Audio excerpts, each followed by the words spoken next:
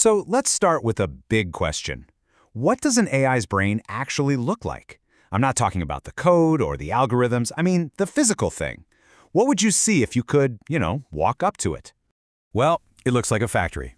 Seriously, a massive, sprawling, humming factory just packed to the gills with servers. This is the physical body for that digital mind we talk so much about. And right now, building these quote-unquote AI factories is one of the biggest infrastructure projects on the entire planet. To really get a sense of just how big, we need to look at what's happening on the ground. Okay, so to get a handle on the sheer scale of this, let's zero in on one of the world's biggest markets, China, because the numbers coming out of there, well, they're just staggering. All right, get this. In 2026, just a couple years from now, the market for data center servers in China is expected to be worth over $15 billion. Think about that. That's a huge number for just one country in 1 year. But honestly, it's where that number is going that really tells the story here. Because by 2031, just 5 years later, that market is projected to more than double. We're talking nearly $37 billion. This isn't just, steady growth. It's a full-on explosion. And this right here? This number illustrates the sheer speed of it all. We're talking about a compound annual growth rate of over 19%. I mean, just try to imagine an industry growing by nearly a fifth every single year for 5 years straight. It's wild. So what on earth is driving all this demand? Well, here's your answer. Take a look at this chart. The key thing to notice is that huge slice right there. Over a third of all that server power is being used for just one thing: artificial intelligence and machine learning. That is the engine driving this entire construction boom. But these AI factories, they have a voracious appetite. And their first thirst is for power. I mean, running hundreds of thousands of these high-performance servers 24/7, it consumes an almost unimaginable amount of electricity. And that right there creates a very real and very tricky problem. To see this problem play out in the real world, let's head to Texas. The grid operator there, a group called ERCOT, is on the front lines. They're dealing with the explosive growth of these kinds of large-scale, power-hungry facilities, like crypto miners and data centers. And these places are so massive, they create brand new challenges for, just keeping the lights on for everyone else. The key concept here is something called grid stability. And really the best way to think about it is like a tightrope walker's balancing act. The grid has to perfectly match the amount of electricity being generated with the amount being used every single second of every single day. If that balance gets thrown off, the whole system can collapse.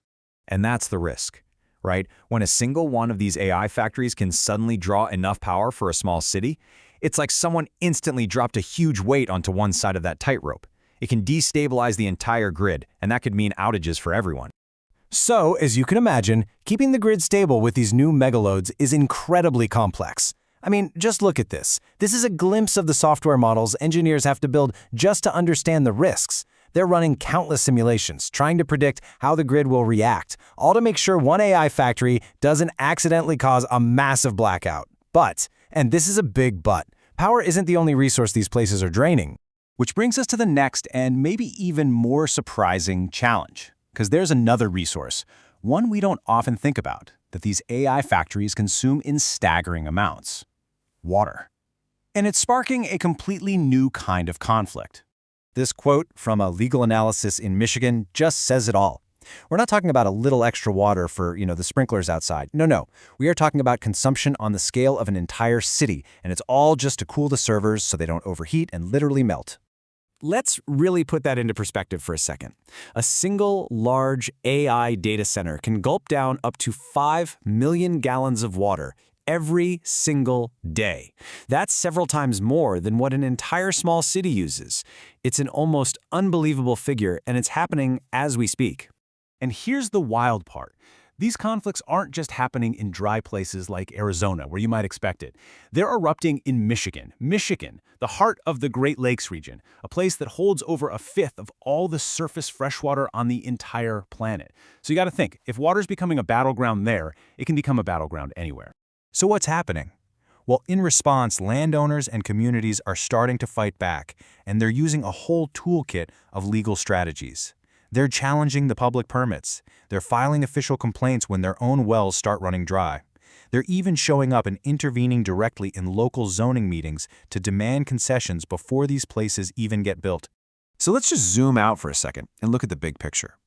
This new, intense thirst for data, power, and water, it doesn't exist in a vacuum, right? It's happening at the exact same time we're trying to solve some of our oldest and biggest environmental challenges. And this creates a real fundamental tension. On one side, you've got the AI boom, which demands massive, concentrated resources, and it needs them right now. But on the other side, you have the rest of our physical world, where we're trying to achieve sustainability through slow, difficult, incremental gains, like making millions of individual homes more energy efficient over the course of decades. These two forces are pretty much on a collision course. Which leaves us with one last, and I think, crucial question.